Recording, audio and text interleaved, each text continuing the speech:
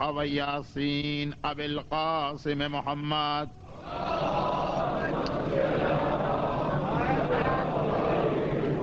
وآلہ وقطرتہ الطیبین الطاہرین المعصومین المظلومین المنتجبین لا سیما علی الامام المنتظر والحجة الثانی عشر عجل اللہم لہ الفرج ولعنۃ اللہ علی اعدائہم اجمعین اما بعد فقد قال اللہ عز وجل فی محکم کتابہ الکریم بسم اللہ الرحمن الرحیم قل ان کنتم تحبون اللہ فاتبعونی یحببکم اللہ ویغفر لکم ذنوبکم واللہ غفور رحیم۔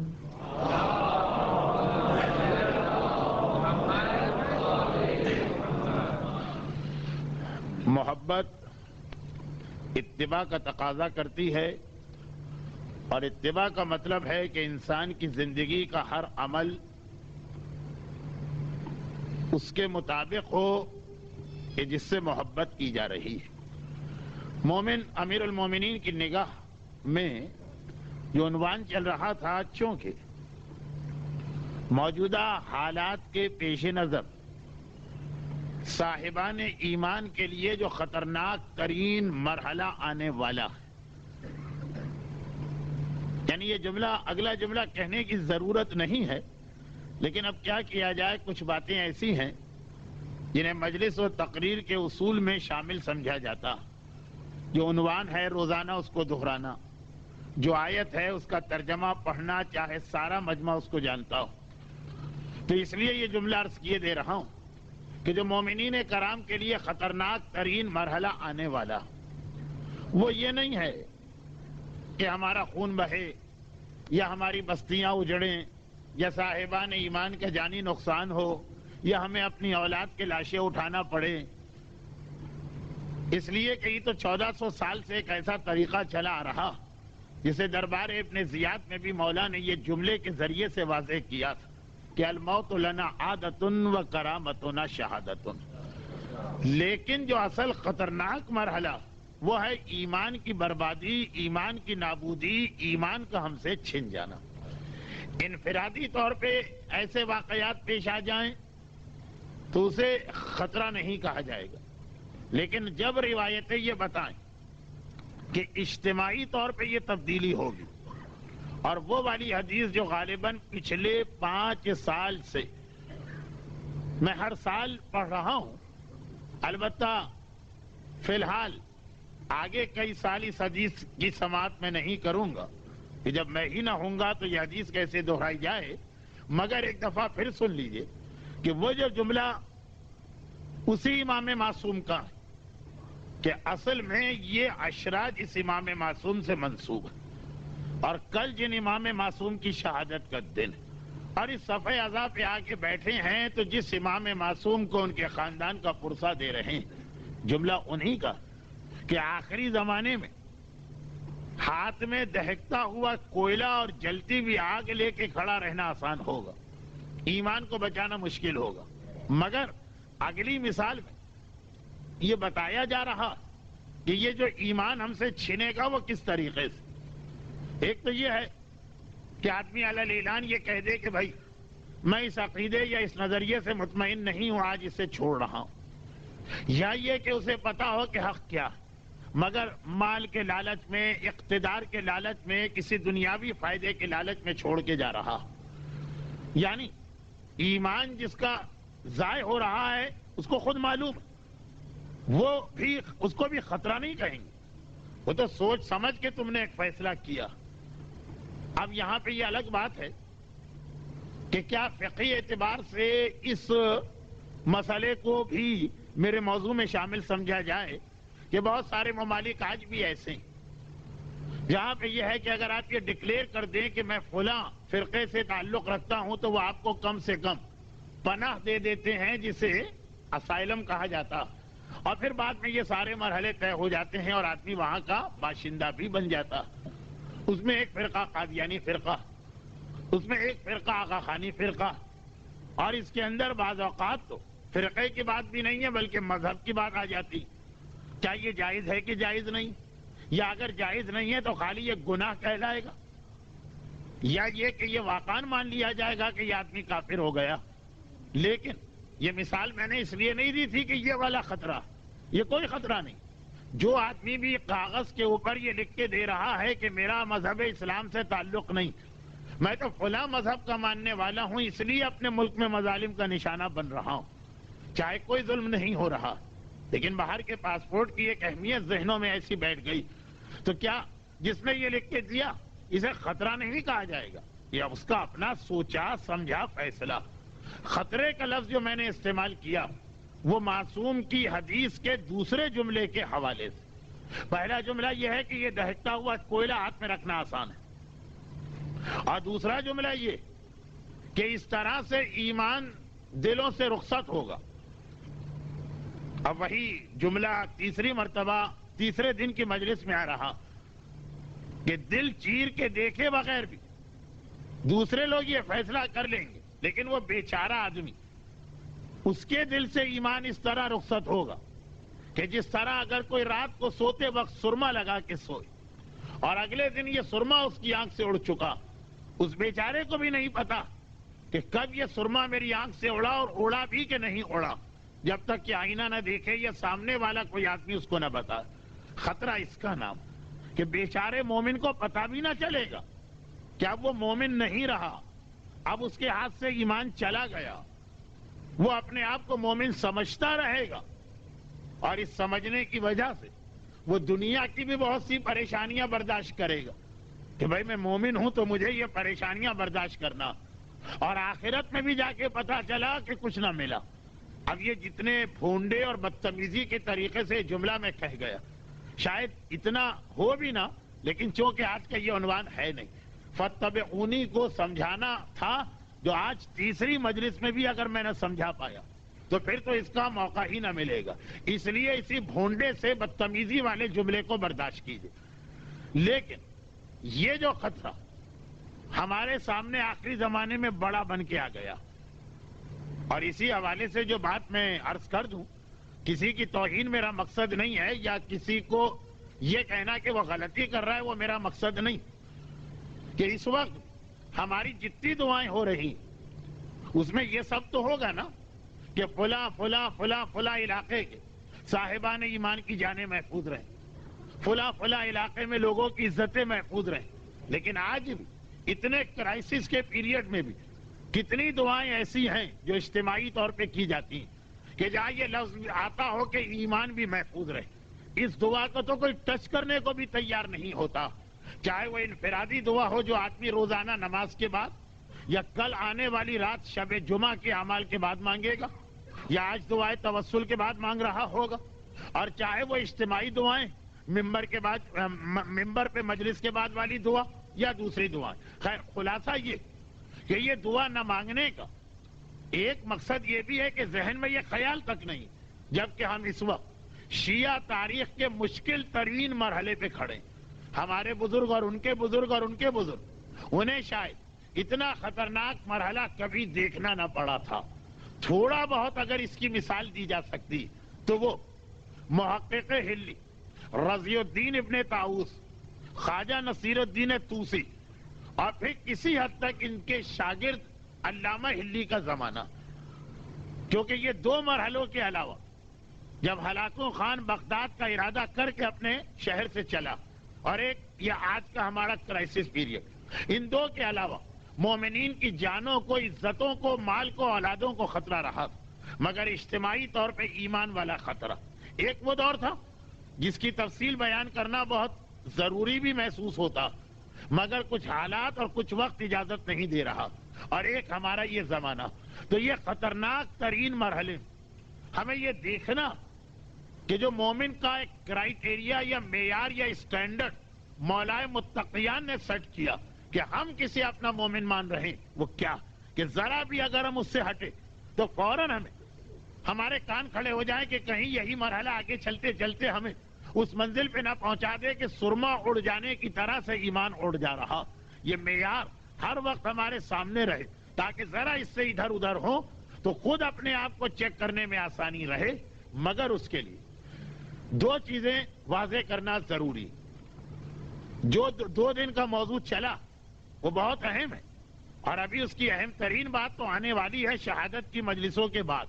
وہ ایسا نہیں ہے کہ کوئی بچوں جیسی بات تھی اور اس قسم کے پرچے اور خواب تو ہماری قوم میں صدیوں سے چلے آ رہے ہیں، اس کو چلے تقریر کا عنوان بھی بنا دیا جائے تو 15-20 منٹ کی بات کافی، یہ کیا کہ 2-2 3-3 مجلسیں اس کے لیے ہو جائیں؟ نہیں، یہی تو وہ ہتھیار و حربہ ہے جو ہمارے خلاف استعمال ہوگا۔ لیکن وہاں تک جانے سے پہلے آئیے ایک مرتبہ پھر آداب مجلس کی وجہ سے آیت کا ترجمہ کہ اگر تم اللہ سے محبت کرتے ہو تو میری پیروی کرنا۔ اچھا، پیروی کا مقصد یہ ہے کہ جو کام رسول و امام کر رہے ہیں اسی انداز سے ہمیں بھی وہ کام انجام دینا۔ یہاں پر صرف اس لیے کہ عملی زندگی میں مراجع کے خلاف بعض بدگمانیاں اس لفظ کو نہ سمجھنے کی وجہ سے پیدا ہوتی ہیں، اتباع، اس لیے میں تھوڑا سا اس کو سمجھا رہا ہوں۔ اور اگر آپ کے ذہن میں میرے گزشتہ 2-3 اشرے ہوں جس کی امید تو کم ہے، تو اس میں بھی میں نے بار بار کہا کہ ہماری مرجعیت انڈر اٹیک آ چکی، اور وہ جو ایک طریقہ ہے کہ سرما اڑ جاتا ہے اس طرح ایمان غائب ہوگا، تو اس کے لیے تو پہلے جو ہمارا محافظ ہے غیبت میں اس کو مشکوک بنایا جائے گا، لیکن یہ باتیں اگلے مرحلے میں۔ آج کم از کم ایک جملہ میں واضح کر دوں، اتباع، پیروی کرنا۔ میں آپ کو عربی زبان کی باریکیوں میں نہیں لے جا رہا ہوں، میں آپ کو فقہ اور اصول کا ایک اہم مسئلہ بتا رہا ہوں، اور یہ مسئلہ نہ سمجھنے کے نتیجے میں بعض اوقات علماء کے خلاف بھی زبانیں کھل جاتی ہیں۔ وہ کیا؟ وہ یہ کہ مرجع کی حد تک تو یہ طے شدہ بات ہے کہ مرجع کا فتویٰ حجت ہے، اس کا عمل حجت نہیں، اور یہ بہت اہم بات ہے جو معصوم کے حوالے سے مزید واضح ہوگی۔ یعنی ایک صاحب کہیں کہ میں نے نجف جا کر یا قم جا کر مرجع وقت سے پوچھا، انہوں نے کہا کہ اس مسئلے کے یہ جواب، اور دوسرے صاحب کہیں کہ واہ، آپ کیسے کہہ سکتے ہیں، آپ تو پوچھ کر آئیں، میں نے تو اپنی آنکھوں سے دیکھا ہے کہ یہ مرجع یا مجتہد اس کے خلاف عمل کر رہا تھا۔ یعنی توحید کی بات نہیں ہو رہی، بات یہ ہو رہی ہے کہ شرعی مسئلے کا حل کیا۔ تو آپ فرما رہے ہیں کہ یہ چیز اس طرح، وہ فرما رہے ہیں وہ چیز اس طرح، کیونکہ اگر میں مثالیں دینے لگا تو فقہ سے بحیثیت طالب علم مجھے اتنی دلچسپی کہ پھر میں اتنا اس موضوع میں بہہ جاؤں گا کہ آج کا اصل عنوان رہ جائے گا۔ تو ایک فرضی سی مثال بناؤں، مثلا کہ بات یہ ہو رہی کہ نماز آیات بطور مثال، اس کے اندر پہلی رکعت میں، دوسری رکعت میں 5 رکوع ہیں کہ 4 رکوع ہیں۔ اچھا، یہ غلطی اکثر جگہ پیش نماز حضرات سے بھی ہو جاتی کہ نماز عید اور نماز آیات کے طریقے کو مکس کر دیا جاتا۔ نماز آیات میں رکوع زیادہ ہیں، نماز عید میں قنوت زیادہ۔ تو کتنی دفعہ یہ اطلاع تھی کہ جی وہ فلاں جگہ نماز عید تھی، پیش نماز نے عید کی نماز کے بدلے نماز آیات پڑھا دی، یعنی وہ 5 قنوت پڑھنا تھے، انہوں نے 5 رکوع کرا دی۔ اب یہ میں پیش نماز حضرات کی توہین نہیں کر رہا ہوں، یہ اپنی قوم کی بدقسمتی پر رو رہا ہوں، اور وہ یہ کہ ہماری قوم کے پاس عید کے دن چونکہ علماء جو ہیں وہ ان کی کمی محسوس ہونے لگتی، تو اب نتیجہ یہ ہوتا ہے کہ جو فوری طور پہ ٹوپی، شیروانی یا امامہ وغیرہ رکھ سکتا ہے اس کو بلا کے نماز پڑھوائی جاتی۔ جاہل مطلق افراد، اس لیے کہ کسی مسجد میں پورا سال نماز نہ ہو کوئی اعتراض نہیں کرے گا، آتے کتنے لوگ ہیں جو اعتراض کریں گے؟ عید کی نماز میں ذرا سی گڑبڑ ہو جائے پھر دیکھیے ہر ایک کی زبان کیسے کھلتی۔ اس لیے کہ سال میں کوئی نماز پڑھی جائے کہ نہ پڑھی جائے، عید کی نماز تو لازمی پڑھی جاتی، چاہے باقی نمازیں واجب ہوں، اور اتنی اہم واجب کے ضروریات دین میں چلی گئی، اور عید کی نماز سنت ہو، اور ایسی سنت کے بعض مراجع کے نزدیک تو غیبت امام میں عید کی نماز جماعت سے پڑھنا حرام ہے، گھر میں پڑھو، مگر کتنا ہنگامہ ہو جاتا۔ تو اب اس میں یہ ہوتا کہ بہت سارے ایسے لوگ، اگلا جملہ تو میں بطور مثال کہہ رہا ہوں کہ نائی ہیں، قصائی ہیں، موچی ہیں، لیکن عربی پڑھنا آتی ہے، وہ پیش نماز بنا کے کھڑے کر دیے جاتے ہیں۔ تو یقیناً قصائی خالی بکرا نہیں کاٹتا ہے، وہ نمازوں کو بھی کاٹے گا۔ اچھا، یہ جو غلطیاں ہوتی ہیں یہ عموماً ان جگہوں سے اطلاع آتی، یہ بھی میرا ایک بہت اہم موضوع تھا اور شاید آگے چل کے آ بھی جائے، لیکن فی الحال یہ اس سے میں آگے بڑھوں۔ تو اب بطور مثال بحث ہو گئی کہ نماز آیات میں قنوت ہوتے ہیں کہ رکوع ہوتے ہیں؟ خدا کرے کہ بعد میں کوئی صاحب مجھ سے یہ سوال نہ کرنے کہ خود نماز آیات کیا ہوتی. میری مجلسوں میں آنے والا مجمع مجھے اس پر اتنا بھروسہ ہے کہ اتنی بنیادی باتیں تو وہ جانتے ہوں گے.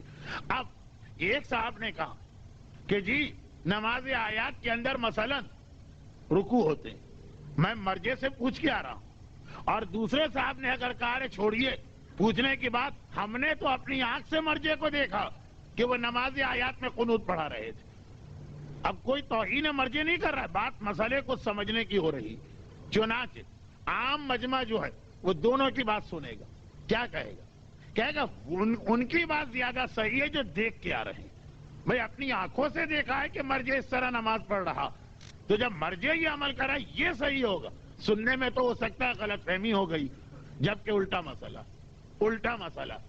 مرجع کا عمل شریعت میں حجت نہیں. نعوذ باللہ توہین مرجع نہیں کر رہا ہوں، کیونکہ اگلی وضاحت میں اس کی تفصیل آنے والی. اس کا قول حجت، اور ہر قول بھی نہیں. مرجع قوم شیعہ کا مرجع ہونے کے علاوہ ایک بزرگ عالم بھی ہے، وہ نصیحت بھی کر سکتا ہے، وہ محبت میں کوئی مشورے بھی دے سکتا ہے.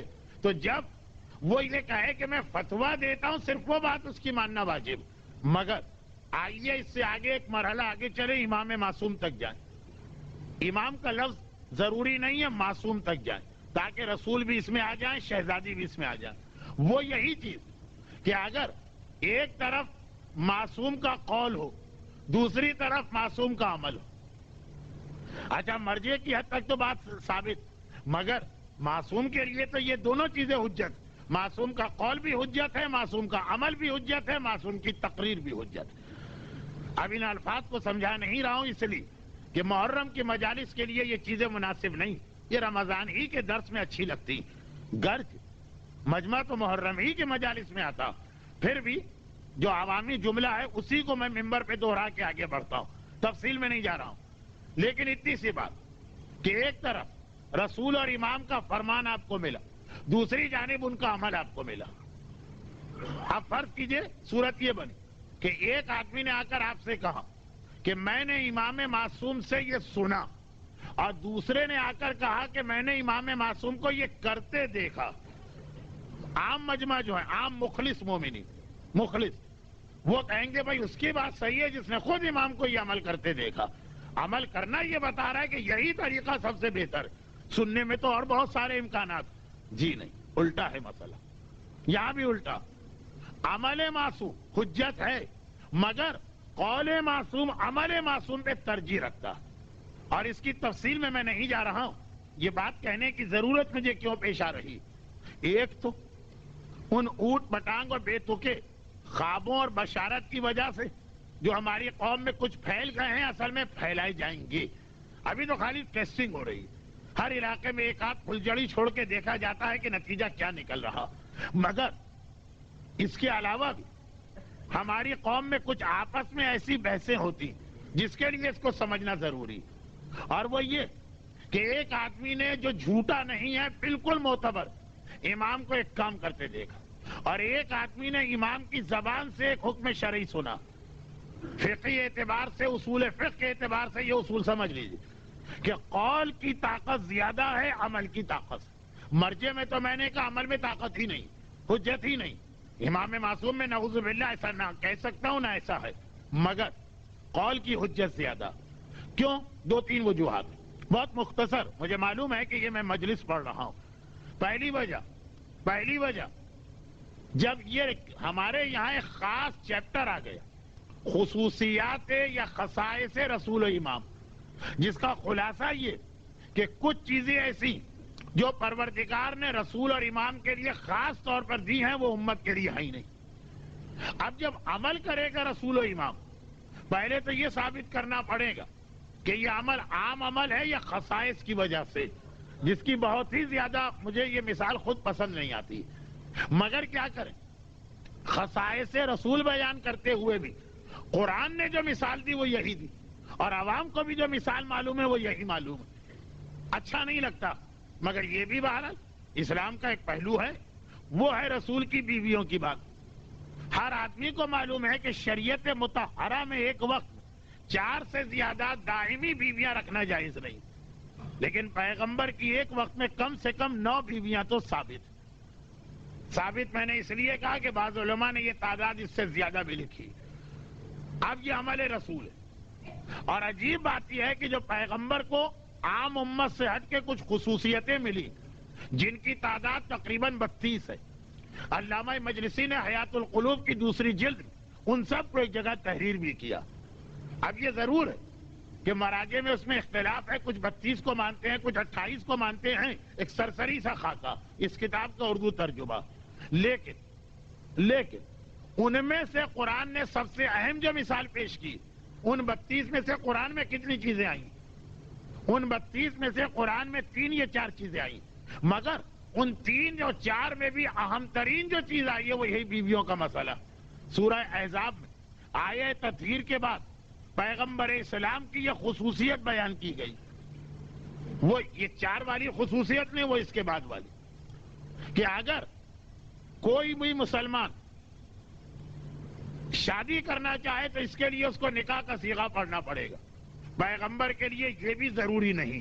سورہ احزاب میں پڑھ لیجئے گا، اور سورہ احزاب کا نام جب میری زبان پہ آتا تو میں ایک لفظ ضرور کہتا ہوں، اس لیے یہ بھی آپ نے بہت سنا ہوگا، مگر کوئی بات نہیں، ایک جملہ اگر دوبارہ دہرا دیا جائے۔ سورہ احزاب کا محرم سے گہرا تعلق، کربلا سے اور گہرا تعلق، عاشورے سے سب سے گہرا تعلق، اس لیے کہ اعمال عاشورہ میں ایک عمل ایسا جو کوئی شخص نہیں کرتا ہے وقت کی کمی کی وجہ سے، وہ ہے وہ روز عاشورہ کی خصوصی نماز، اور اس نماز کے اندر الحمد کے سورے کے بعد سورہ احزاب پڑھنے کا حکم آیا۔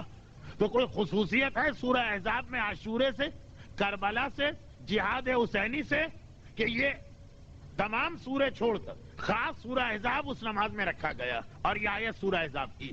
تو خیر، میں نے عرض کیا کہ پیغمبر کی 32 خصوصیات، ان میں سے قرآن نے بھی جو سب سے واضح طور پہ بیان کی وہ شادی بیاہ سے متعلق، عوام کو بھی جو سب سے زیادہ یاد ہے کہ پیغمبر ایک وقت میں 4 سے زیادہ شادیاں کر سکتے ہیں۔ اب اگر ایک آدمی نے کہا کہ اسلام میں 4 سے زیادہ شادیاں جائز نہیں ہیں، میں نے رسول سے خود سنا، دوسرے نے کہا ارے کیا کہتے ہو؟ سنا، میں نے رسول کے گھر میں 9 بیویاں خود دیکھی۔ اب وہ جو ایک اصول چلا آپ نے بنایا تھا نا کہ جو آدمی یہ کہہ دے کہ میں اپنی آنکھ سے خود فلاں چیز دیکھ کے آ رہا ہوں، اس کو ترجیح دی جاتی۔ ایک کہے میں نے سنا ہے، ایک کہے میں نے دیکھا، تو دیکھے والے کو زیادہ بہتر مانا جاتا ہے نا۔ لیکن اصول فقہ کے اندر ایسا نہیں۔ کیوں نہیں ہے؟ اس کی ایک وجہ تو یہ کہ پہلے تو یہی پتہ نہیں چلے گا کہ رسول نے جو فلاں عمل کیا وہ ان کی خصوصیات میں تھا کہ نہیں۔ جیسے 2 دن پہلے بات گزری کہ اب اگر مولا نے دعوی سلونی کیا، اس میں تو نقل نہیں ہوگی، یہ خصائص رسول و امام کی بات ہو رہی۔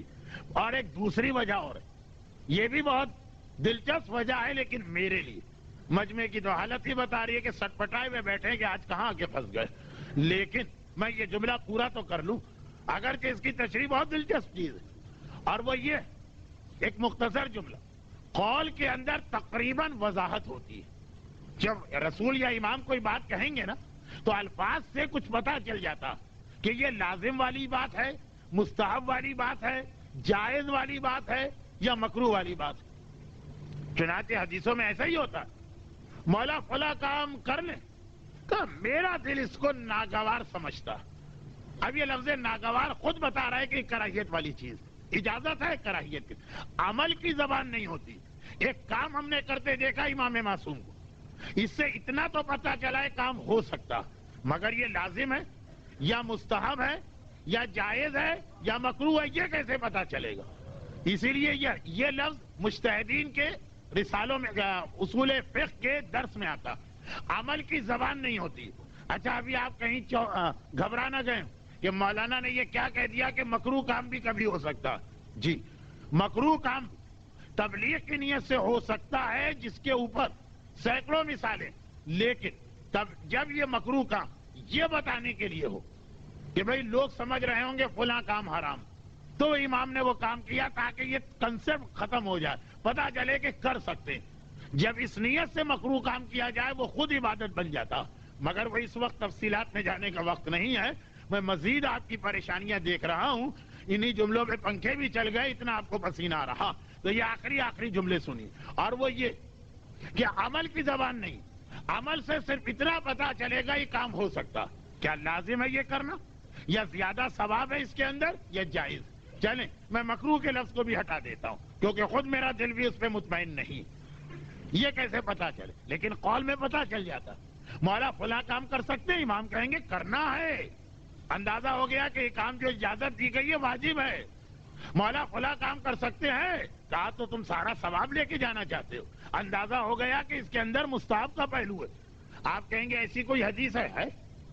ایک آدمی روتا دھوتا، یعنی روتا دھوتا تو نہیں لیکن تقریباً روتا دھوتا، صادق آل محمد امام جعفر صادق علیہ الصلوۃ والسلام کے پاس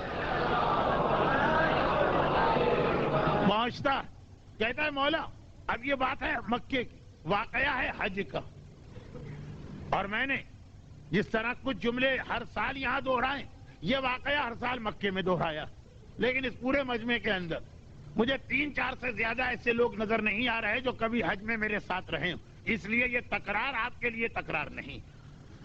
وہ کیا واقعہ؟ بہت پریشان روتا دھوتا، مولا کب سے تمنا تھی حج کی، کتنے سالوں سے پیسے جمع کر رہا تھا، کتنے سالوں سے میں دوسرے اسباب و وسائل، حکومت کی اجازت ہے، راستہ خطرناک نہ ہو، مناسب قافلہ پہنچ گیا یہاں پہ، مولا مگر یہاں پہنچنے کے بعد بھی مجھے لگ رہا ہے کہ میرا آنا بے فائدہ ہے۔ عجیب ساتھی مجھے ملے، وہ یہ ہے کہ ہر آدمی دوڑ کے عبادت کے لیے جاتا اور ذمہ داریاں مجھے دے کے چلا جاتا۔ مثلا مولا جس دن ہم مکے پہنچے، دل چاہ رہا تھا، اب الفاظ میرے ہیں یہ یاد رکھیے گا، دل چاہ رہا تھا پر لگیں اور اڑ کے خانہ کعبہ جائیں، مکان کے دروازے پہ سامان پٹخا چلنا چاہتا ہوں۔ میں نے دیکھا قافلے کے سارے ساتھی مجھ سے پہلے دوڑ کے چلے گئے اور دوڑتے دوڑتے کہے گا بھائی ہمارے سامان کا خیال رکھنا، کوئی اٹھا کے نہ لے جا۔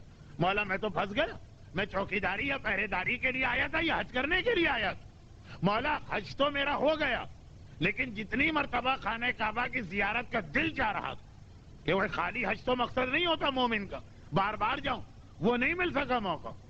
امام نے کہا سارا ثواب تم لے کے گئے پھر بھی شکوہ کر رہے ہو۔ اب دیکھیں اس میں واجب سنت جائز بظاہر لفظ نہیں آیا، مگر الفاظ بتا گئے کہ تمہارا عمل مستحب ہے، سنت ہے، اور ایسا سنت ہے کہ طواف خانہ کعبہ سے زیادہ سنت کا سارا ثواب تو تم نے لوٹ لیا اور پھر بھی پریشان ہو کے آ رہے ہو۔ تو قول امام کے اندر اشارے ملتے کہ یہ لازم ہے، ثواب والا کام ہے یا خالی جائز۔ عمل امام سے کچھ پتہ نہیں چلتا، اتنا پتہ چلتا یہ کام ہو سکتا، مگر کیا کرنا ہے یا چھوڑا بھی جا سکتا، تو اسی لیے قول امام وہ زیادہ اہمیت رکھتا۔ اب یہ واقعات آئیں گے نا مومن امیر المومنین کی نگاہ، تو پہلے سے ایک چیز، ایک اصول طے کر لیجئے۔ اب آئیے میں 2 مثالیں بھی اس کی دے دوں، 2 مثالیں بھی دے دوں۔ ایک مثال بہت ہی زیادہ عبادت گزار لوگوں کی ہے، بلکہ دونوں مثالیں ایسی ہیں۔ ہماری قوم اکثر ایک سوال آج کل کرنے لگی، اس کی فقہی تفاصیل میں نہیں جا رہا ہوں، صرف یہ اب تک جو اصول بتایا ہے اس کو مکمل کر رہا ہوں اس جملے سے، اور یہاں سے پھر اصل موضوع شروع ہو رہا۔ اور چونکہ ہر سال یہ سوال بھی ہم کو ملتا، اور خالی یہاں نہیں ملتا، دنیا میں جہاں بھی جائیں، خاص طور پر 11 محرم سے 20 محرم کا عشرہ جہاں پڑھوں یہ سوال ضرور آتا، کیونکہ عاشورے کا سارے واقعات ابھی ذہن میں تازہ تازہ سنے ہوئے ہوتے ہیں۔ مولانا امام مظلوم نے میدان کربلا میں عاشورے کے دن نمازیں الگ الگ پڑھی، تو ہماری قوم میں یہ عادت کب سے آ گئی کہ نمازیں ملا کے پڑھو؟ اب سوال کرنے والا جب یہ سوال کرتا ہے تو اسے جواب چاہیے ایک لفظ میں ہاں یا نہ کہیے۔ یہ تفصیل اگر سمجھائی جائے تو وہ کیا سمجھے گا؟ وہ یہ سمجھے گا کہ مولانا کے پاس اس کا جواب نہیں ہے، چنانچہ وہ گھما کر پھرا کر ادھر سے ادھر، ادھر سے ادھر لے جا کے اتنا مجھے کنفیوز کر رہے ہیں کہ میں کانوں کو ہاتھ لگاؤں، توبہ توبہ آئندہ کبھی کوئی سوال نہیں پوچھوں گا، جبکہ واقعاً یہی جواب اس کا ہے جو ابھی آپ نے سنا۔ امام مظلوم کا میدان کربلا میں نمازیں الگ الگ پڑھنا، اول تو یہ ثابت ہو جائے، لیکن یہ بات میں نہیں کہتا ہوں، ثابت بھی تب بھی وہ عمل امام، اور باقی معصومین کا بار بار یہ کہنا کہ ظہر کے فوراً بعد عصر پڑھی جا سکتی ہے، وہ قول امام ہے۔ عمل امام بھی حجت ہے، قول امام بھی حجت ہے، لیکن اگر ایک طرف عمل آئے ایک طرف قول آئے تو عمل سے اتنا پتا چلے گا کہ اس طرح بھی کرنا جائز ہے، یہ پتا نہیں چلے گا کہ اسی طرح کرنا جائز ہے، اس طرح بھی کر سکتے ہو اور دوسری طرح بھی۔ اور قول اگر آ گیا کہ امام نے کہا کہ نمازیں ایک ساتھ پڑھی جا سکتی ہیں، یہ بالکل واضح، اس سے پتا چل گیا کہ نمازیں ملا کے بھی پڑھ سکتی اور الگ الگ بھی۔ لیکن کتنے مومن ایسے ہیں جو آپ کے اس جواب سے مطمئن ہو جائیں کہ عمل امام صرف اتنا بتاتا کہ اس طرح بھی کر سکتے ہو، یہ نہیں بتاتا ہے کہ اسی طرح کرنا، یہ قول بتائے گا۔ تو ہمارے پاس ایک نہیں 37 حدیثیں ہیں جہاں معصومین نے یہ اجازت دی زبان سے کہہ کر کہ دیکھو یہ نمازیں ملا کے بھی پڑھ سکتے ہو اور یہ نمازیں الگ الگ بھی پڑھ سکتے ہو۔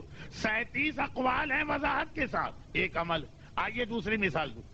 دیکھیے بعض اوقات یہ مسائل کو سمجھاتے ہوئے لگتا کہ ایسا تو نہیں ہے کہ توہین امام کا پہلو کسی کے ذہن میں بن رہا ہو۔ دوسری بات، یہ دوسری بات جو ہے اس کے بھی دو حصے ہیں، کیونکہ اس دوسری بات میں لوگ دو الگ الگ باتیں لاتے ہیں۔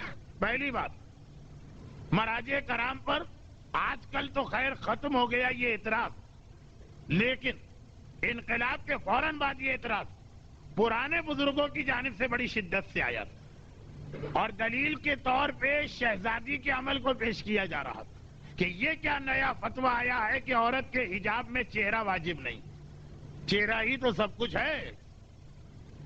جی نہیں، ویسے تو اب بدتمیزی سے کہا جائے تو یہ جواب ہوگا چہرہ سب کچھ نہیں ہے، لیکن یہ منبر حسینی ہے، کوئی ٹیلی ویژن کا انسنسرڈ چینل نہیں ہے، اس لیے آگے بڑھ جاتا ہوں۔ کیا یہ کہاں سے آ گیا؟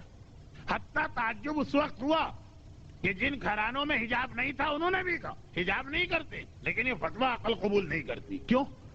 اب جب تک بات یہ عقل قبول نہیں کرتی تو خیر اس آدمی سے ہمارا کوئی تعلق ہی نہیں ہے۔ لیکن جب کہا کہ شہزادی کا تو ایسا حجاب ہم نے سنا ہے کہ اندھا بھی آتا ہے تو شہزادی اٹھ کے چلی جاتی ہیں اور کسی نے زندگی میں نہیں دیکھا جو شہزادی کا حجاب ہے، وہی جواب، وہ عمل معصومہ ہے اور اس کے سامنے قول امام موجود ہے۔ قول کہہ رہا ہے، عمل کیا بتا رہا ہے کہ اتنا سخت حجاب بھی کیا جا سکتا، لیکن کیا اتنا ہی سخت حجاب واجب ہے؟ یہ عمل سے پتہ نہیں چلتا، یہ قول سے پتہ چلتا۔ تو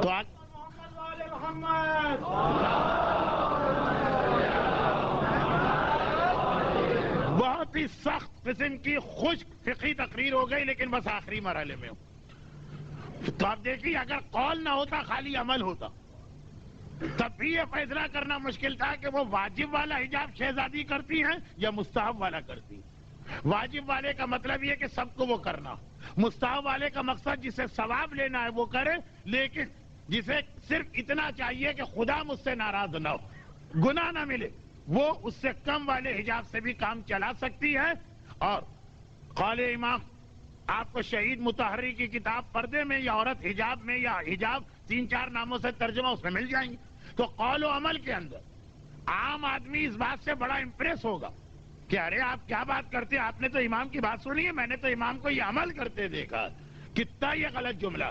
اور اسی سوال کا دوسرا پہلو جہاں سے میں اپنے مومن امیر المومنین کی نگاہ والے ایک اہم نشانی پہ آ رہا ہوں، موضوع بھی تو آگے بڑھانا۔ آج زمانے کے امام کے حوالے سے بات نہیں ہو پائی، لیکن مجبوری یہ بن گئی کہ اس کو بھی واضح کرنا ضروری تھا، اصل موضوع کو بھی آگے چلانا ضروری۔ تو اب سنیے دوسری مثال۔ اب سخت ترین اعتراض ہوا، یہ بھی انقلاب کے بعد ہوا، کیونکہ مسائل فقہ سے زیادہ واقفیت لوگوں کو انقلاب کے حوالے سے ہوئی۔ یا اگر میں اتنا کہہ دوں کہ نماز، روزے، وضو، غسل کے مسئلے کچھ پتہ بھی تھے، لیکن وہ جو شریعت کا ایک کمپلیٹ کنسپٹ وہ اتنا نہیں معلوم تھا۔ اس میں کیا چل رہا تھا؟ اس میں نقل چل رہی تھی۔ ہم نے اپنے گھر میں جو ماحول دیکھا، انہوں نے اپنے گھر میں جو دیکھا، انہوں نے اپنے گھر میں جو دیکھا، وہی سلسلہ چلا رہا تھا۔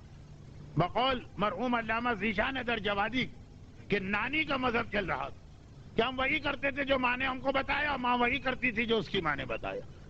تو بھائی اتنی ہی معلومات جتنی بچپنے میں کان میں پڑی، اس میں یہ مسئلہ یعنی اتنا عجیب بنا کہ جن کے فیور کا مسئلہ تھا انہوں نے بھی احتجاج کیا۔ وہ کیا کہ بیوی پر شادی کے بعد بھی گھر کے کام کاج واجب نہیں. اگر وہ یہ کام کرے تو اتنا اسے ثواب ملے گا کہ جیسا روایتوں میں آیا ہے کہ ابراہیم خلیل خدا کے برابر ثواب، جیسا روایتوں میں آیا ہے کہ راہ خدا میں جہاد کر کے جان دینے والے مجاہدین کا ثواب، اور بہت ساری روایت. لیکن بہرحال واجب نہیں. بیوی کے لیے شادی کسی غلامی یا نوکری کا کانٹریکٹ نہیں. یہ ایک فقہی مسئلہ ہے جو توضیح المسائل میں بھی آ گیا. بھی کا مطلب یہ ہے کہ یہ اردو ترجمہ ہو چکا ہے. اس لیے جب ہم جیسے لوگوں نے ممبر پہ پڑھا اور اعتراض شروع ہوئے تو کتاب دکھا دی گئی. اب کم از کم یہ ہوا کہ اعتراض ہمارے بجائے مرجے کی طرف چلا گیا کہ انہوں نے کیسے لکھ دیا. پہلے تو کہا آپ نے کیسے پڑھ دیا. تو وہ مسئلے جو عربی کتابوں میں اردو میں نہیں آئے اس میں نشانہ ہم بنتے رہے. اس میں ہم نے ادھر ڈائیورٹ کر دیا. چلے جائیے. ہم نے تو یہ سمجھ کے ڈائیورٹ کیا کہ قوم کبھی نائب امام کے خلاف زبان نہیں کھولے گی اور نائب امام کے خلاف بھی شروع ہو گئے. خیر وہ ایک الگ کہانی ہے اور بعد میں آئے گی. اب یہ مسئلہ جب زیادہ بحث مباحثہ ہوا تو لوگوں نے کہا مرجے نے بھی یہ فتویٰ کیسے دیا؟ کیا ہمیں شہزادی کی سیرت نہیں پتا؟ کس طرح چکیاں پیسی جاتی تھی، کس طرح کنویں سے پانی کی مشک بھر کے لایا جاتا تھا، کس طریقے سے گھر کے اندر وہ صفائی کی جاتی تھی، کپڑے دھو جاتے تھے، برتن دھو جاتے تھے. شہزادی کی شہادت اور ولادت کی محفلوں کے مجلس ہمیشہ یہ مثالیں دی جاتی، یعنی علماء دیتے تھے مجلس پڑھنے والے. آج یہ مراجع نے نیا فتویٰ کہاں سے دے دیا؟ اب وہاں بھی وہی بات چل رہی تھی لیکن اس کو سمجھانے بیٹھے وہ سر پکڑ کے اٹھ گئے. آپ تو احترام میں مجلس میں یہاں بیٹھے اٹھ کے نہیں جا رہے. چلا گیا اور وہی نتیجہ لے کے گیا. مولانا کے پاس جواب نہیں. جلیبی کی طرح گھما پھرا کے وہ کسی طرح سے یا ہمیں بھگانا چاہتے ہیں یا اپنی بات کو جسٹیفائی کرنا. ہم نے زندگی بھر یہ سنا اور ہماری ماں نے اور ماں کی ماں نے اور ماں کی ماں نے سب نے یہ سنایا. حتیٰ جن بچیوں کے فیور میں مسئلہ جا رہا ان میں بھی جو مذہبی تھی وہ گھبرا گئے. کیا ایسا تو نہیں ہے کہ مولانا غلط مسئلہ بتا کے ہم کو گناہگار کر رہے ہیں؟ اور بزرگ خواتین تو خیر بہت ناراض ہو. کہا یہ آپ مولویوں کا طریقہ کیا؟ جب ہم جوان تھے تو ہمارے علاقوں میں مجلسیں پڑھنے والے آ کے ہم سے کہتے تھے کہ بہو کو گھر کا سارا کام کرنا ہے. ہم اس لیے کرتے تھے کہ کبھی ہم بھی تو ساز بنیں گے، گن گن کے بدلے لیں گے. آج ساز بنے تو آپ جیسے علماء آ گئے جنہوں نے کہا وہ سب غلط ہے، کچھ نہیں، کوئی کام نہیں کرنا اس پر واجب. ثواب ہے، فضیلت ہے، بہت اہمیت ہے، مگر واجب کی بات. اور پھر مثال میں چند واقعات ہر ایک کو یاد. دیکھیے وہاں بھی وہی بات. یہ بہت ہماری قوم کا ایک اہم مسئلہ تھا اور شاید ابھی بھی ہو. ان لوگوں کے لیے نہیں جنہوں نے ساس بہو کی چپقلش سے گھبرا کے گلف میں آ کے پناہ لی. بہت سے لوگ تو یہاں پہ اسی نیت سے ہیں کہ اسائلم لیا ہے، ریفیوجی بن گئے ہیں کہ اس مسئلے سے تو نجات ملی. ماں پہ کیا گزر رہی، باپ پہ کیا گزر رہی، وہ بوڑھے ہیں، ہماری مدد کے محتاج ہیں. ایک زمانہ تھا ہم بھی اتنے چھوٹے تھے، ہم ان کے محتاج تھے، انہوں نے تو ساری خدمت کی، ہماری خاطر اپنی زندگی کا رخ بدل دیا. یہ کس کو یاد رہتا؟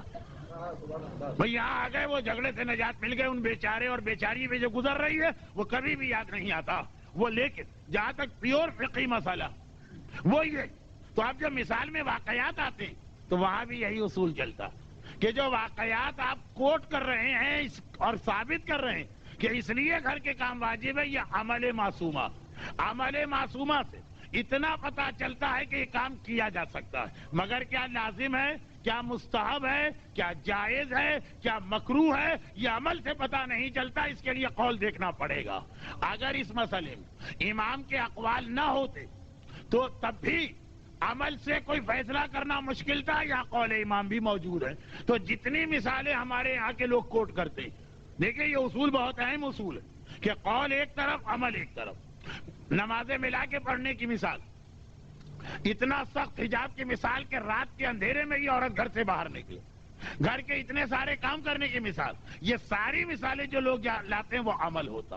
اور اس کے مقابلے میں قول دیکھنا ہے، وہ موجود بھی ہیں، اسے نظر انداز کیا جاتا. بلکہ اگر کبھی قول پیش کیا جائے تو مجمع پھر بھی یہی کہے گا کہ مولانا وہ تو حدیث ہے، یہ تو خود شہزادی نے کر کے دکھایا، یہ تو امام نے خود کیا. جس پر اتنا زور دیا جا رہا ہے بات بالکل الٹی ہوتی. اور اب آئیے اس سے بات کو آگے بڑھایا جائے. اور وہ یہ کہ اسی لیے مومن امیر المومنین کی نگاہ میں ایک انتہائی اہم پہچان سنیے، اگرچہ اس سے خود آپ کے ذہن میں کچھ شک پیدا ہوں گے. لیکن وہ بات کی مجلسوں میں حل ہوں گے. وہ کیا؟ امام فرماتے ہیں، میں نے پہلے دن کہا تھا کہ امیر المومنین کا لفظ اشارہ آیا ہے تمام معصومین کے لیے.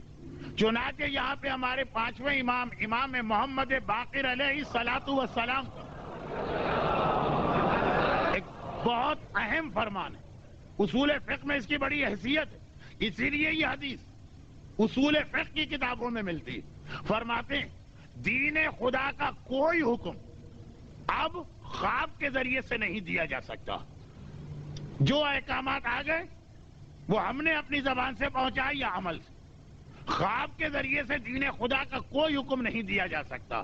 بلکہ اگلا جملہ یہ جس کو سمجھانے کا وقت نہیں، خدا کا دین اس سے عظیم ہے کہ خوابوں کے ذریعے سے عام انسانوں تک پہنچایا جائے. مگر یہ جو آپ نے کل کچھ اشارے سنے اور شہادت کے بعد کی مجلسوں میں کچھ تفصیل اس لیے آئے گی کہ ظہور امام کے آخر میں ظہور امام سے کچھ پہلے آخری زمانے کی وہ گڑبڑ جو آج کی مجلس کے شروع میں آئی تھی کہ ایمان لٹنے والا وہ اسٹارٹ خوابوں کے ذریعے ہوگی، اتنی سختی کے ساتھ یہ کہہ دیا. اور یہاں پر آپ نے دیکھا عملی زندگی میں خواب نہیں، آمنے سامنے بھی اگر امام کا کوئی عمل دیکھا گیا تو کہا گیا کہ یہ عمل قول کے مقابلے میں حیثیت نہیں رکھتا. تو خواب میں اگر کچھ دیکھا گیا، معصوم فرماتے اس کے ذریعے کوئی نیا حکم نہ دیا جائے. اور ایک بہت ہی اہم بات وہ یہ کہ خواب زیادہ مسئلہ بنتا ہے ہمارے یہاں کی عورتوں کا. ہو سکتا ہے کچھ لوگ کہیں مولانا ہمیں آپ کی بہت پرانی مجلسیں یاد آ رہی جو پوری خواب پہ مشتمل ہوتی تھی. یہ تشریح ایک سوال ہو سکتا ہے، دیکھیے آپ میں سے کسی نے نہیں کیا کیونکہ آپ نے وہ پرانی مجلسیں میری سنی ہی نہیں، لیکن مجھے تو معلوم ہے نا، اس لیے یہ بات بعد میں آئے گی. ابھی آج کی موضوع سنیے جو بہت اہم بن رہا کہ خواب کا زیادہ حملہ عورت پہ ہوتا، عورتوں کو زیادہ بہکایا جاتا. آج کل خواب بھی عورتیں زیادہ دیکھ رہی اور ہر خواب میں ایک نئی چیز شریعت میں انکلوڈ کی جا رہی. آج کل پتہ نہیں آپ لوگ شارجہ میں محفوظ بیٹھے ہیں اس چیز سے یا مبتلا ہیں کہ آج کل عورتوں کے خواب ایک نئی چیز شریعت میں لائی جاتی ہے اور یقین کرنے والے بھی عورتیں بہت جلد ہوتی ہیں. مرد اس سے مستثنا نہیں ہے، مرد بھی اس میں شامل ہے، لیکن عورتیں بہت جلدی ان چیزوں پہ یقین کر رہی. اس لیے ایک بار پھر یہ بات دوہرا دی جائے کہ شاید یہ بھی ایک وجہ ہو کہ پروردگار نے الہی منصب سے عام طور پہ عورتوں کو دور رکھا. عام طور پہ کچھ ہیں ایسی قابل احترام عورتیں کہ بہت جلد اتنی جذباتی ہوتی کہ خواب پہ زیادہ جلدی یقین کر لیتی ہے، امام کے قول پہ اتنا جلدی یقین نہیں کرتی. لیکن یہ بھی عورتوں کے فخر کے لیے ایک بہت بڑی چیز ہے کہ اسلام میں پہلی شہادت عورت نے دی. جناب عمار یاسر کی والدہ سمیہ اسلام کی پہلی شہیدہ. مرد کا خون بعد میں بہا ہے، پہلے عورت کا خون بہا. میسج فلم میں ان کی شہادت کا واقعہ بھی ہے. اور مکے کے اندر آج بھی جناب سمیہ کی قبر حرم سے سب سے قریب والی قبر ہے. لا علمی کی وجہ سے جو لوگ صبح شام حرم جاتے ہیں خانہ کعبہ وہ بھی اس قبر کو نظر انداز کرتے ہیں. میدان قیامت میں ہو سکتا ہے جناب سمیہ کا شکوہ بھی ہو، لیکن پہلی شہادت پہلی نماز جماعت عورت نے پڑھی ہے. جناب خدیجہ طاہرہ کا رسول کے پیچھے نماز پڑھنا. پہلا شیطان کو بھگاتے وقت پہلا پتھر عورت نے مارا. 3 شیطانوں کی کہانی بتائی جاتی ہے. پہلے حضرت ہاجرہ نے بھگایا، ابراہیم اور اسماعیل تو بعد میں آئے. شیطان کو پہلی مرتبہ بھگانے والی عورت. عیسائیوں کی اس بے تکی روایت پہ یقین نہ کیجیے گا کہ حوا نے آدم کو بہکا کے جنت سے نکلوایا. جی نہیں، قرآن کے الفاظ بھی اس کی تردید کر رہے ہیں. اور عورت کے لیے یہ بھی کتنی عظیم چیز کہ ویسے عورت کی گواہی بعض معاملات میں اسلام نے آدھی مانی جس سے یہ ثابت کیا جائے کہ عورت کی عقل کم. رسالت کی پہلی گواہی بھی عورت نے دی ہے. پہلی گواہ خدیجہ طاہرہ بنی ہے پیغمبر کی رسالت کی. تو اسلام میں جتنے بھی فضائل ہیں ہمیں ٹاپ آف دا لسٹ عورت نظر آ رہی، مگر یہ فضیلتیں اسی عورت کو ملیں گی جو سیرت سیدہ اور سیرت خدیجہ کے مطابق زندگی گزار رہی ہو۔ اور وہ سیرت کیا اس کی تفصیل میں نہیں جا رہا، لیکن اس حوالے سے ایک اہم ترین بات کہ ہماری خواتین اور اب مردوں کو بھی ملا لیں، اس انداز سے شریعت میں کچھ نئی نئی باتیں شامل کر رہے ہیں کہ نمازیں بدلی جا رہی ہیں، نمازوں میں ایڈیشن ہو رہا، نجاست و طہارت کے مسئلے کے اندر تبدیلیاں ہو رہی ہیں، کچھ نجس چیزیں ہیں جنہیں پاک قرار دیا جا رہا ہے، کچھ پاک چیزیں ہیں جنہیں نجس قرار دیا جا رہا۔ اور چونکہ مومن کے لیے سب سے زیادہ اہم موضوع اہل بیت سے متعلقہ کوئی چیز ہوتی کہ وہاں وہ اتنا زیادہ مودت کے جذبے سے سرشار ہوتا کہ غور کرنے کو بھی تیار نہیں ہوتا، اس کے لیے اتنا کافی ہے کہ امام کا نام آ گیا۔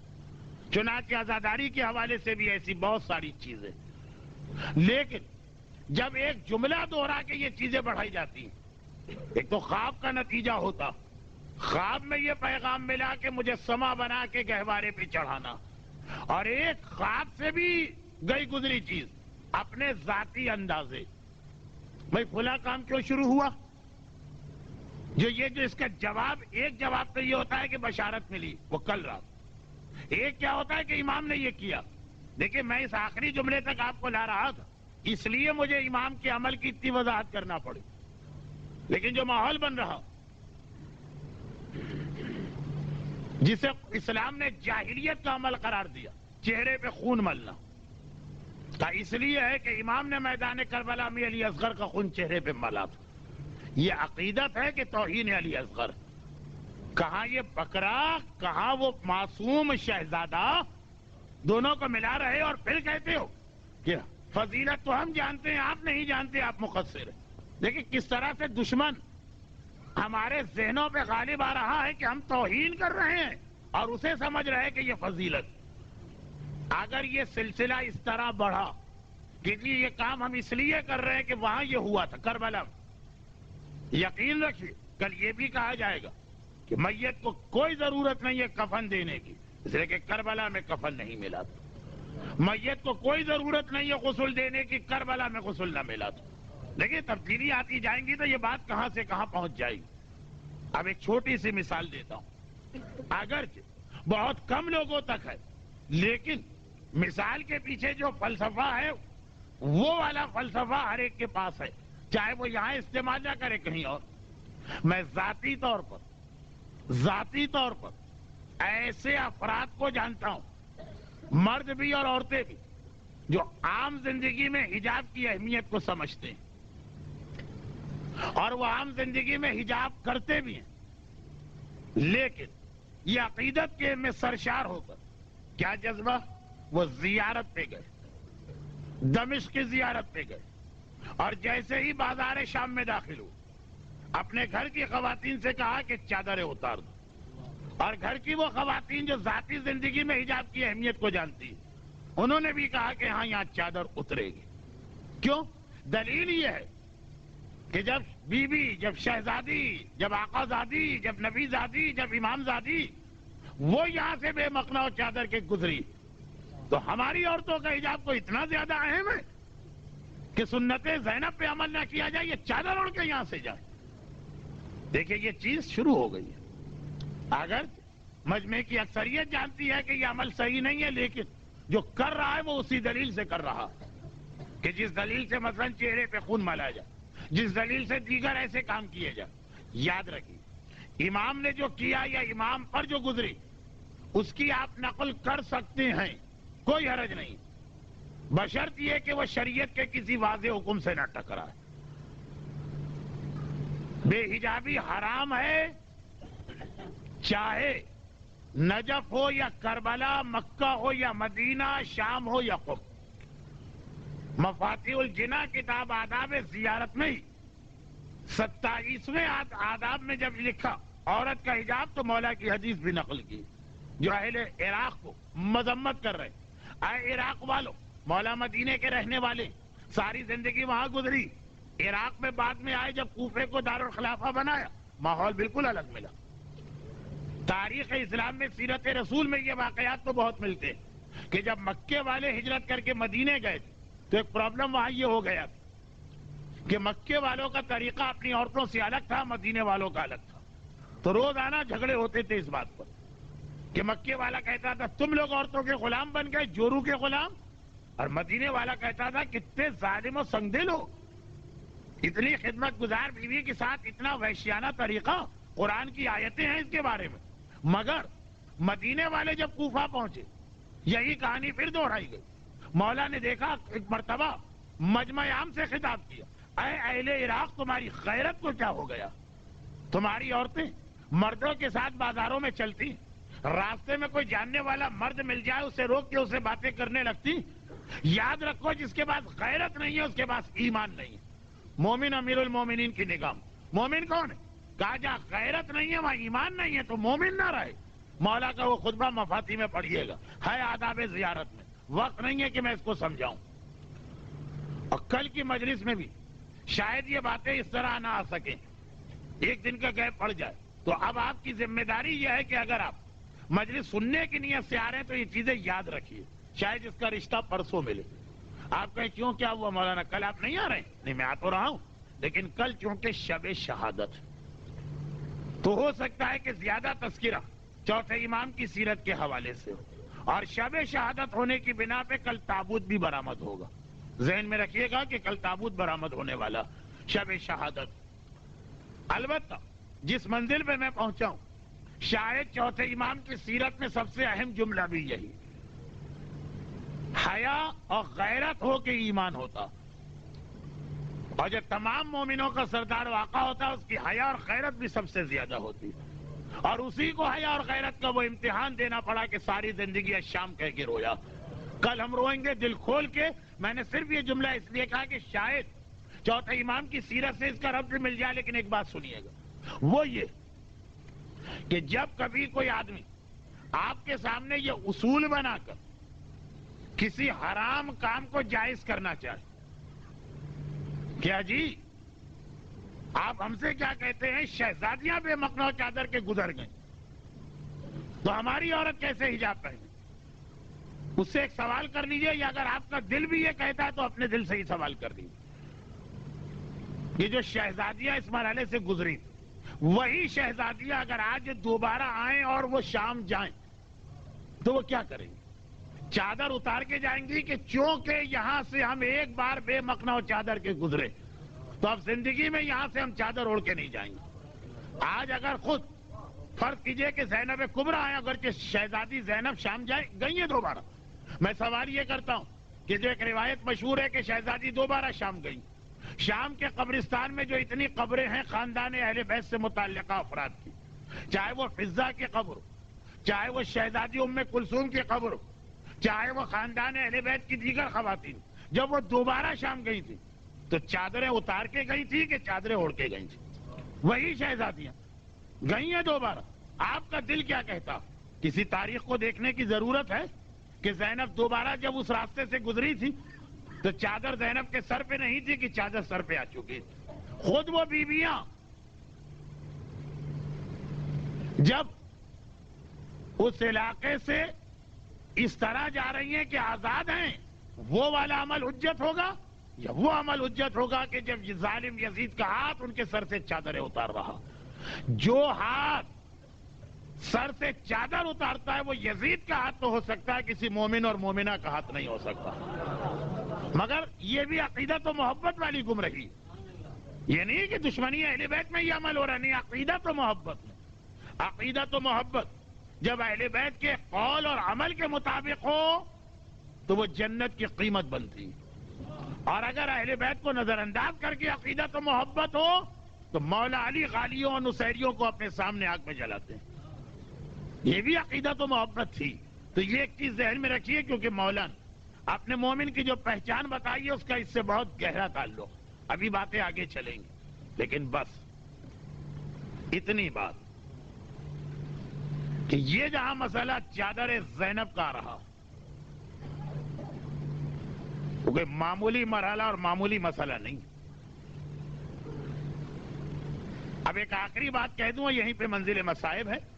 اعلان تو ہو چکا ہے کہ کل کی رات شب شہادت ہے، تابوت بھی برآمد ہوگا، اور اسی مناسبت سے بیان بھی تھوڑا سا عام موضوع سے ہٹے گا، مگر یہ آخری بات، زینب جب بازار کوفہ میں پہنچی، اب وہاں سے زیادہ یہ روایت بازار شام کے بارے میں، تو ہماری عورت سے یہ کہا گیا چادر اتار دو، کیونکہ زینب کے سر پہ چادر نہیں، چادر بعد میں اتروائیں۔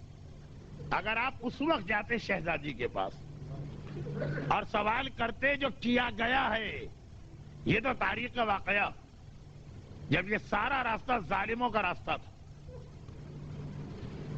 کربلا سے کوفہ اور کوفے سے شام، یہ اتنی بڑی منزل تھی کہ کل آپ مجالس میں سنیں گے کہ سجاد زیادہ اس کے لیے روئے، مگر یہ کیسے ممکن ہے کہ اس راستے میں کہیں کوئی محب اہل بیت نہ رہتا ہو؟ تھے، چاہے کم تھے، مالک اشتر کی بیٹی اسی راستے میں تو ملی ہے، اور اس قسم کے واقعات راستے میں کئی جگہ ملے، بازار شام تک چاہنے والا اور ماننے والا آیا۔ اب یہ منزل مصائب ہے، اس لیے مومن امیر المومنین کی نگاہ میں ایک اور بہت اہم خصوصیت آ رہی، منزل مصائب کی وجہ سے میں اس کو بیان نہیں کر پا رہا ہوں، وہ بعد میں آ جائے گی، لیکن اشارہ آ جائے گا، مومن آیا، جو پورے شہر میں ایک مومن ہے، لیکن ہے تو نہ، آیا، نگاہیں نیچی کر کے آیا، ڈر رہا ہے کہ ایسا نہ ہو کہ میری نگاہیں بلند ہو جائیں۔ ہر شہر کے قریب قافلہ پہنچتا، سجاد کو اونٹ سے اتارا جاتا، قیدیوں کا نیلا کرتا تو کربلا سے پہنا دیا گیا، ننگے سر اور ننگے پیر اس طرح سے سواریوں کے آگے لے جایا جاتا ہے کہ ہتھکڑی لگے ہوئے ہاتھوں میں مہار ناقہ تھما دی جاتی، اور سجاد کے آگے بس ایک آدمی ہوتا جو اعلان کرتا چلتا ہے، حاضر صبایا بنات رسول اللہ، آؤ شام والوں، یہ رسول کی بیٹیاں ہیں جنہیں ہم قیدی بنا کے لائے۔ وہ مومن نگاہیں نیچی کر کے آتا، ہاتھ جوڑتا ہے، مولا کتنی خواہش و تمنا تھی کہ کبھی آپ میرے شہر میں آئے، کیا کیا میں نے سوچا تھا کہ آپ کی خدمت کروں گا، لیکن مولا آپ آئے تو اس حالت میں آئے کہ دل چاہتا ہے کہ زمین پھٹے اور اس میں سما جاؤں۔ آقا بس یہ بتائیے کہ اس وقت اتنی اجازت ہے کہ تلوار چلا لوں؟ مولا مجھ سے یہ منظر نہیں دیکھا جا رہا۔ کہا آپ صبر کر جیسے ہم صبر کر رہے ہیں۔ مولا آپ میرے شہر میں آئے، پہلے تو کیا کیا سوچا تھا بتائیے، میں کیا خدمت کروں؟ آزاداروں بس اپنے تاریخ اسلام کے مطالعے کو ایک طرف رکھ دو، خالی اپنی اس ناقص عقل سے کام لو۔ سجاد سے پوچھا گیا مولا آپ کی کیا خدمت کرے؟ وہ بازار شام جہاں ہم نے اپنی بہن سے کہا چادر اتار، زینب یہاں سے بے مقنع چادر کے گئی، اپنی بیٹی سے کہا چادر اتار، یہاں سے شہزادی بے مقنع چادر کے گئی۔ اس بازار شام میں سجاد نے سوال سنا، پہلے تو ایک جواب دیا کہ اے سوال کرنے والے ٹھہر جا، کربلا سے آج تک میں نے بغیر پھوپھی زینب کے مشورے کے کوئی کام نہیں کیا، میں اپنی پھوپھی سے پوچھ کے آؤں۔ پہنچے پھوپھی اماں، ایک چاہنے والا آیا اور وہ کہہ رہا ہے کہ میں کیا خدمت کروں؟ زینب کے بچے کربلا سے پیاسے چلے آ رہے ہیں، زینب کے بچے بازار کوفہ میں پیاسے، زینب کے بچے راہ شام میں پیاسے ہیں، زینب کے بچے زندان شام میں پیاسے ہیں، یعنی زینب کے خاندان کے یہ سارے بچے۔ زینب کو کہنا چاہیے تھا سجاد ہمارا تو کچھ نہیں ہے، بچوں کی پیاس وہ 3 دن کی نہیں ہے، پتہ نہیں 30 دن کی ہے کہ 1 سال کی ہے، اس سے کہہ دے پانی مل سکتا ہو تو پانی لے کے آ جا۔ مگر کیا یہ کہا زینب نے کہا سجاد ہمارا ماننے والا آیا ہے، آج بھی ماننے والا زیارت کے لیے جا رہا، ہمارا ماننے والا آیا، اس سے کہہ دے کہیں سے چادریں مل سکتی ہو تو چادریں لے کے آ جائے۔ زینب اپنے عمل سے 2 باتیں بتا رہی، قول بھی ہے یہاں تو کہ ارے اگر کوئی اور بھی نظر آ گیا تو ہم چادریں منگوائیں گے، یہاں جن کے پاس چادر ہے وہ چادریں اتار رہے ہیں، یہ تو بالکل الٹا عمل ہے۔ لیکن دوسری بات کیا بتا رہی، زینب اپنے بچوں کی پیاس برداشت کر سکتی ہے، اور زینب کے خاندان کے بچوں میں اگر میرا 5واں امام ہے تو سکینہ بھی ہے، زینب سکینہ کو پیاسا رکھ سکتی ہے، چادر کے بغیر گزارا نہیں ہو سکتا۔ عزاداروں بس اب اسی کو مصائب سمجھ لو، ایک آخری 2 جملے، زینب نے چادر منگوا لی، آ گئی چادر، لشکر یزید کو تو یہ اندازہ نہیں تھا، چادریں آ گئی۔ ایک بار جلدی جلدی یہ چادریں ہر بیوی کو پہنچائی گئی، بیویوں نے انہی بندھے ہاتھوں کے ساتھ کسی طرح سے چادر سر پہ ڈالی۔ دیکھیں بیویوں کے ہاتھ بھی آزاد نہیں ہیں، چادریں سر پہ ڈالی ہیں۔ اب جو لشکر یزید نے یہ منظر دیکھا دوڑ کے آئے، چادریں چھینی گئیں، مگر چھیننے کا طریقہ بھی بالکل مختلف طریقہ۔ ہاتھ سے پکڑ کے چادر کو نہیں چھینا گیا، ہائے وہ نو کے نیزہ سروں میں چبو ہی گئی، نو کے نیزہ چبو کے چادر چھینی گئی۔ عزاداروں پیغام بھی پورا ہو جائے، چلیں آج زینب نے دیکھ لیا چادر منگوانا بیکار ہے، چادر آتی ہے تو 1 منٹ میں چھن جاتی ہے۔ اگلی منزل پہ پھر کوئی ماننے والا مل گیا، شہزادی کیا خدمت۔ زینب کو پتا ہے کہ چادریں منگوانا بیکار ہے، چادر چھینی بھی جائے گی، سر زخمی بھی ہوگا، خون بھی جاری ہوگا، مگر پھر پانی منگوا لو۔ بھئی چلے پہلی منزل پہ تو پتا نہیں تھا چادر، پانی منگوا لو۔ کیوں؟ پانی اگر آ گیا چھنتے چھنتے بھی بچوں کے گلے سے تھوڑا سا پانی تو اتر جائے گا نا، ایک گھونٹ تو اتر جائے گا، گلا تر تو ہو جائے گا۔ زینب نے پھر چادر منگوائی، پھر یہی منظر۔ ارے جب زینب زندان شام میں داخل ہوئی تو زینب کا اور تمام بیویوں کا سارا سر خون کی وجہ سے سرخ نظر آ رہا تھا۔